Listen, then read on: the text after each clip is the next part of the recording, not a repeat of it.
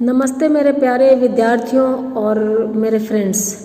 हिंदी की इस क्लास में आप सबका हार्दिक अभिनंदन है।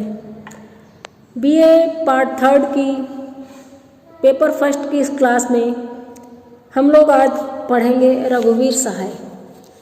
रघुवीर सहाय की हमारे यहाँ 3 कविताएं चलती है बीए फाइनल में। पढ़िए गीता, एक रंग होता है नीला और हमारी हिंदी। 5 कविताएं हैं। हंसो हंसो जल्दी हंसो और राष्ट्रीय प्रतिज्ञा। इनमें से मैं पढ़िए गीता कविता का वीडियो आप तक पहुंचा चुकी हूं। अगर आप लोगों ने उस वीडियो को नहीं देखा है तो ज़रूर देखिएगा। आज की हमारी जो कविता है वो है एक रंग होता है नीला। एक रंग होता है नीला और एक वह है जो तेरी देह पर नीला होता है। इसी तरह लाल भी लाल नहीं है बल्कि एक शरीर के रंग पर एक रंग है। दरअसल कोई रंग नहीं है, सिर्फ तेरे कंधों की रोशनी है और कोई एक रंग जो तेरी बाह पर पड़ा हुआ है। ये एक छोटी सी प्रेम कविता है। रघुवीर सहाय की इस कविता के साथ में गुलजार का एक एल्बम मुझे याद आ गया। उसमें भी ऐसा ही एक प्रणय गीत था, आसमानी रंग है आसमानी आँखों का। यहाँ पर कवि बहुत ही भीगे हुए अंदाज में नीले रंग के साथ अपनी प्रेयसी के होने को जोड़कर देख रहा है। रंग अपने आप में कुछ नहीं है अगर उनको हम किसी से जोड़ कर ना देखें। आसमान को देखते अगर हमें किसी की याद आ जाए तो आसमान का नीला रंग हमारे लिए रोमानी है। लाल देखते ही हमें किसी के अधरों की याद आ जाए या आंखों की लालिमा याद आ जाए तो लाल रंग हमारे लिए खुशबू का, खूबसूरती का मानक है। रघुवीर सहाय ने 60 कविताओं में समाज से जुड़ी हुई कविताएं लिखी। उन कविताओं के साथ एक रंग होता है नीला बहुत अद्भुत सामंजस्य के साथ जुड़ी हुई है। इनकी कविताओं में लोग सपाट बयानी का आरोप लगाते हैं। इनकी कविताओं के लिए गद्य काव्य शब्द का इस्तेमाल भी करते हैं और मुझे दोनों से ही ऐतराज़ नहीं है।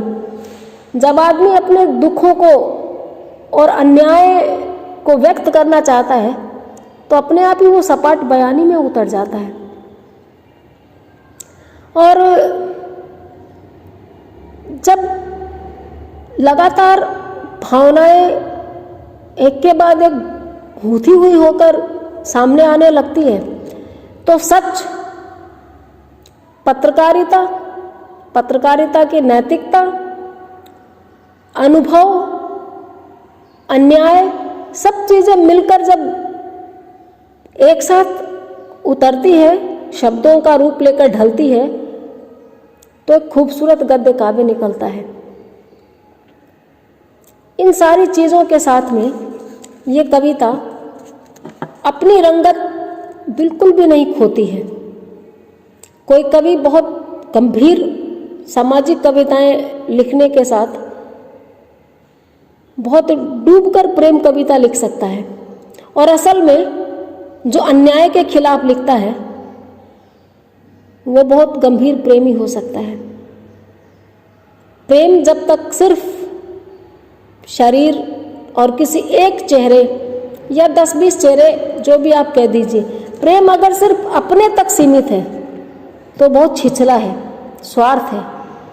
प्रेम अगर इंसानियत से जुड़ा है, प्रेम अगर सरोकार से जुड़ा है, प्रेम प्रतिबद्धता से जुड़ा है तो प्रेम कितना खूबसूरत होता है। चूँकि रघुवीर सहाय की बहुत सारी कविताएं मैंने प्रतिबद्ध काव्य के प्रतिनिधि साहित्य के तौर पर पढ़ी है, इसलिए एक रंग होता है नीला भी मुझे कहीं से कमतर कविता नहीं लग रही है।